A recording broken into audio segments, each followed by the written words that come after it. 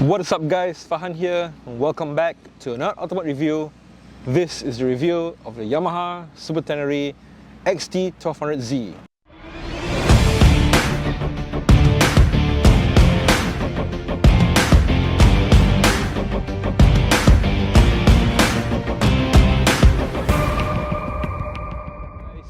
Huge thanks to Xing Motor for loaning me this 2011 Yamaha Super Tenere for this ultimate review. They're a bike shop selling new and used bike located at 3006 Ubi Road 1 01-356 at Kampong Ubi. They provide low interest, no admin fee and GST, clear installment breakdown. Currently for new bike interest is at 3.5% and for used bike is at 4.5%. So come on down to Xing Motor and talk to the friendly sales staff if you're in search for a new motorcycle. Alright guys, so we're back in Madini, very hot sunny afternoon today, and we're gonna do the riding review of the Yamaha Super Tenere XT1200Z. Okay, so just a bit of background. We actually did an owner's review previously, so do check that out if you want to find out about this bike from an owner's perspective. And not only that, that bike is also the later generation of Super Tenere lah. There's some significant changes to the bike, so you may want to check that out. But this model, a bit of background, the Super Tenere was launched in 2010. This is one of the first few generations of that bike lah. Definitely it's gonna appear outdated and mechanically Spartan in nature, in which I've already tested out lah. Right, so let's sit on the bike very heavy, 261 kg. Comes with a 29 litre fuel tank with a projected consumption of 16.4 kilometers per litre. It's a real gas guzzler. But I mean, probably in 2011, saving gas wasn't that much of a concern. With the power that this bike gives out, it really consumes a lot of fuel. And also, according to Yamaha themselves, this Super Tenere has a top speed of 192 kilometers. I didn't push it to 192, of course. The fastest I went with it is like 150 plus. But I'm not gonna push it because it's not my bike and it's a old bike. Just don't want to have the trouble and also to come out money to tow this bike back to Singapore lah. Okay, starting up, pretty straightforward. Uses a key, twist the ignition, and then you can see the gauge cluster lining up to life. Okay, and press the ignition. Woo! That's a very nice growl, very throaty. Okay, so let's get this review started. Right, so 4 days with this bike, and I've been riding it around yesterday, and I have to say that it's very similar to the Honda XRV 750, the Africa Twin, the old Africa Twin. It's really mechanically Spartan in nature. You can feel that everything on this bike is analog, and whatever this bike gives out is all on this bike. So there's no riding aids or electronics that assists with the way this bike performs or the way this bike handles. And speaking the way of this bike's performance, when you are moving off on a traffic light like this, okay, you can feel like there's some sluggish in the pickup, but this is due to its shaft drive configuration. But when you have already got some speed, when you want to whack the bike a bit, the bike really goes. And not to forget that there's two riding modes. So currently we're in sport mode, which is the mode that I'm not too keen, because it's very twitchy. You can feel the bike like just a bit of a twist of a throttle, you can feel the bike wanting to go faster. I prefer the touring mode, which is much more mellow, much more suited for this bike lah. Like you're going on the highway or what, it has a nice smooth acceleration, which really suits this bike more. A twitchy kind of bike is suited for like a Street Fighter or a sports bike. I personally feel that lah. So I'm gonna switch it back to touring mode, which I can only do so when I come to a complete stop. Because of this bike's weight being thrown around, right, it does get a bit cumbersome. So you really need to get in there and lean with the bike using your buttocks, It takes a bit of getting used to, and there's a bit of a learning curve, but I feel that it's still okay. It's not that bad, I would say. Brakes are pretty good. Comes with ABS and combined braking system. So that means no matter what rear or front brake you press, both the front and rear brakes are going to be activated. So stopping power is definitely there. And not only that, it also comes with traction control. For its time, traction control was quite uncommon, I would say. But high-end premium bikes like this, usually for its time, traction control is a prominent feature lah. So for city riding, I think it's okay. It's very mellow. You can handle this bike in city situations, stop traffic, etc. But this bike does better at the highway lah. And not to forget, the Super Tenere has this Dakar Rally heritage back in the, I think, the early 90s, where Yamaha used the Tenere nameplate to compete in the Paris to Dakar Rally lah. This bike is in competition with the BMW GS, in which, if you look at the spec sheet for the various generations of Super Tenere, they come quite close. And it's really a heavy duty off-roader that you're meant to take the beaten path with lah. I must say that for me, I've never really seen much of Super Tenere owners using the bike for off-road purposes. They mostly use it for touring, and they mostly ride it on the road lah. Which is pretty sad, because they never really unleash the bike's full potential lah. But it does provide that riding comfort when you're going long distance or touring, etc. lah. So I can understand why long distance tourers, you know, some of them would go for a GS, some of them go for a Super Tenere lah. And yeah, Super Tenere quite common for riders going long distance with it but yeah, it's very heavy, it's very bulky. So when you're going at high speeds, it's very stable. Introduced in 2010 with a heritage based on the Yamaha Paris-Dakar rally races of the 80s, the Yamaha Super Tenere was built to rival the BMW GS in the adventure sports segment. A model of its own in the Tenere series, the first edition models of the Super Tenere packed many riding features advanced for its time, surpassing the R1. Super Tenere models ended production in 2021 due to Yamaha's reluctance to comply with Euro 5 emissions regulations. Engine is a 1199cc liquid cooled 4-stroke 4-valve forward inclined parallel twin cylinder with fuel injection and a 6-speed manual transmission. Right guys, so as usual, I'm gonna start off with the riding posture. Okay, so sitting on this bike right now, as you can see, is this tall, upright riding position that is pretty comfortable, the typical touring riding position. And of course, for yesterday, the whole day, I've tested the bike. I didn't experience any back pain, butt pain, leg pain.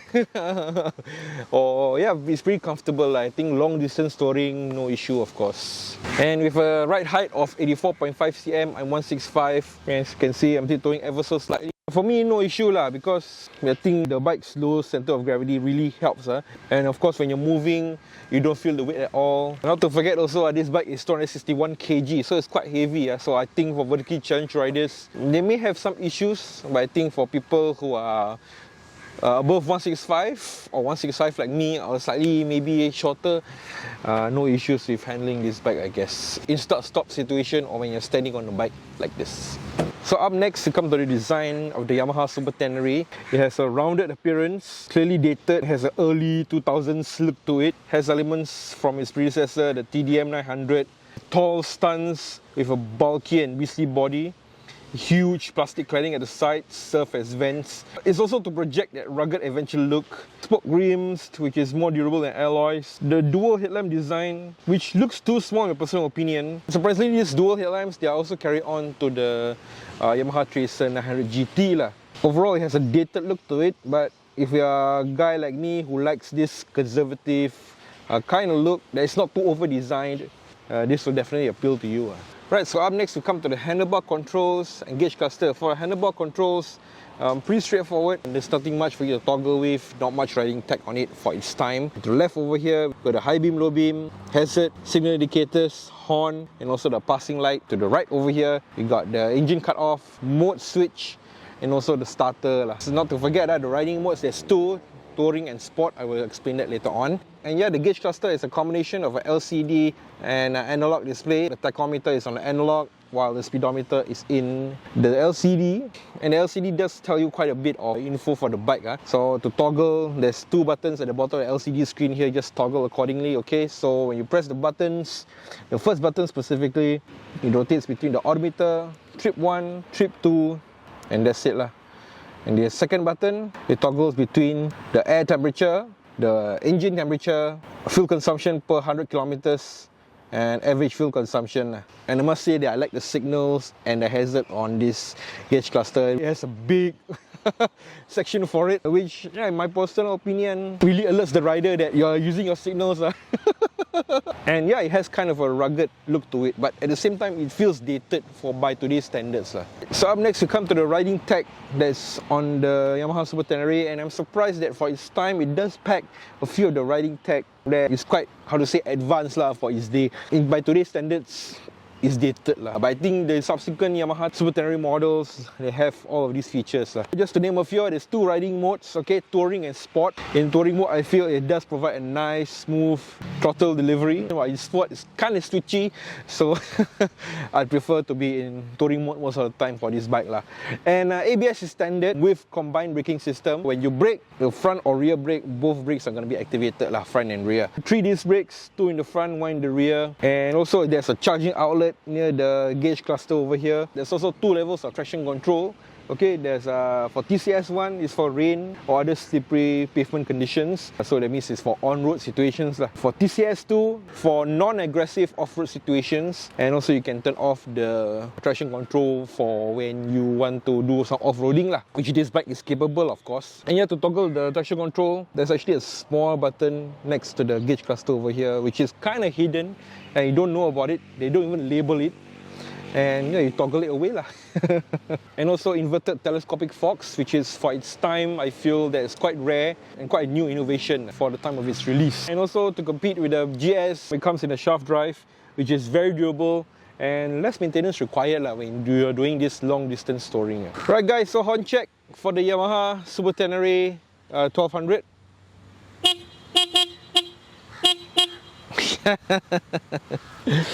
I have to say that's a pretty nice sounding horn. Right, so let's talk about the colors that's available for the Yamaha Super Tenere. Okay, this one being reviewed right now is called the Shift Red. There's also Impact Blue and Raven Black. The Xing Motor is currently selling this particular Super Tenere at 16,400. COE till March 2031. And the Xing Motor is providing 1-month warranty for the engine So just running around Bernini, to get a feel of it, riding in the city, it does great in city situations, start traffic. It's not too overpowering, but if you want to power it up, you want to whack a bit, just twist the throttle a bit, it's gonna go. And like I said, currently we're in touring mode, so the pickup is not that twitchy, it's more mellowed down. Woo! Gets up to speed pretty quickly.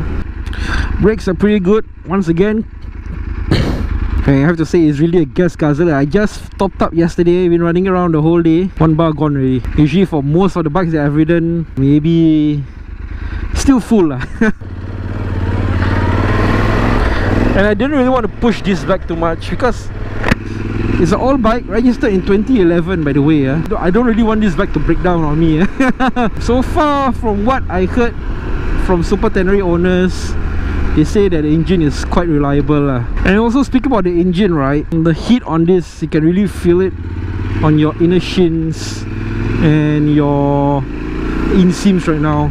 It's still bearable, similar to the BMW GS that I tested earlier, a 2016 model, but it's still okay It's not as hot as I would say Harley Pan Am, where wow, you're really baking your legs right now. Still bearable and still okay I would say. We got the famous motor box in Madini.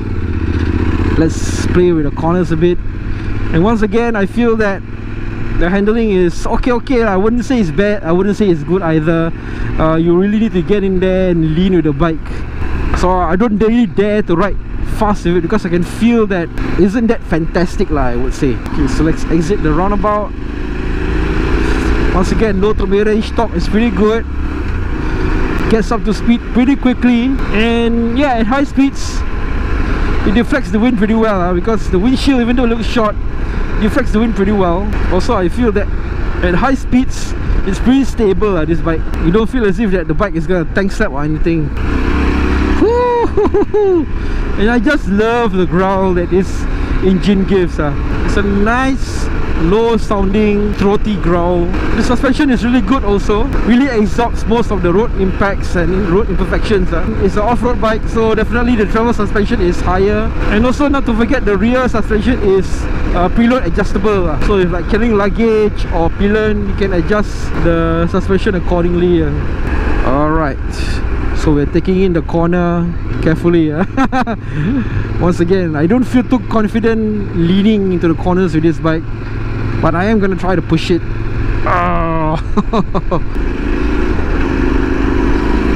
Alright, let's push it. Woo! Gets up to speed pretty quickly.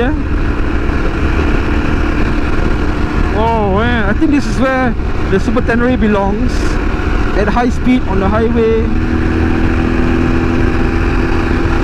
Okay, 157, that's how fast I can do with this bike. I think as you get older and you want to ride in high speeds, you'll tend to think twice about going fast. And when you think about it, you actually have a lot to lose. So I don't really dare to go above 150 or 160. And also I don't want to push this bike too much, given that it's an old bike. So my comfortable cruising speed for the Tenere is like 130, and the vibrations are quite prominent right now, though it's still bearable. And at high speeds the heat dissipates pretty quickly. As you can see on the side cowling, the side panels over here, there's a lot of vents to bring air into the engine. Don't forget, it's a liquid cooled parallel twin also. And surprisingly, this bike, when it first came out, the Europeans, people in Europe, they complained that this bike has a higher price tag than the GS, but offers much less. But maybe it's because of what you're paying for is the quality, I guess. Because from what I know, Japanese bikes, the engine is bulletproof. So once again, pretty stable at high speeds, and the wind doesn't really affect me. It's a pretty comfortable ride.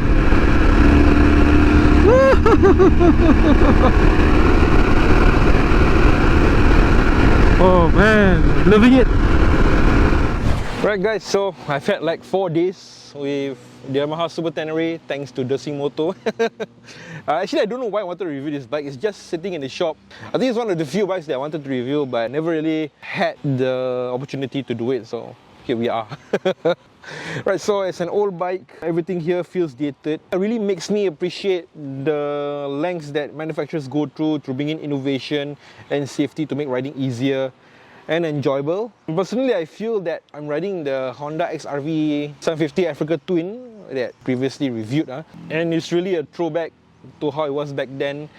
Everything here feels mechanically Spartan in nature, and what you're feeling in the bike is raw power and very analog. It's heavy and a gas guzzler.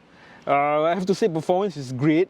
Good pickup, top speed. The acceleration upon the traffic light can get quite sluggish. I mean, I think this is some of the riding characteristics that come with a shaft drive, but once you get up to speed, the low to mid-range torque, the top speed, it's damn good on the Yamaha Super Tenere. I feel maybe this is a first generation bike.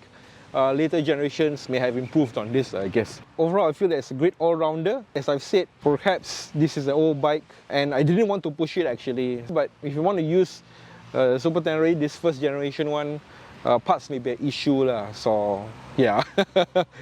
But personally, I feel that this bike can take it, if you ask me. But at the same time, I don't want to push it too much because it's not my bike. Towing from Johor to Singapore is hella expensive. So huge thanks to the Xing Motor for loaning me this bike for the review. Once again, you can check that out at Kampung Ubi Industrial Park. We got new bikes, used bike for sale. You can always inquire the friendly sales staff. And if you're in the market for new or used bike, go and check out the Xing Motor. I think for me, they are very trustworthy, I feel. So that's it for the vlog, and we will see you guys in the next one.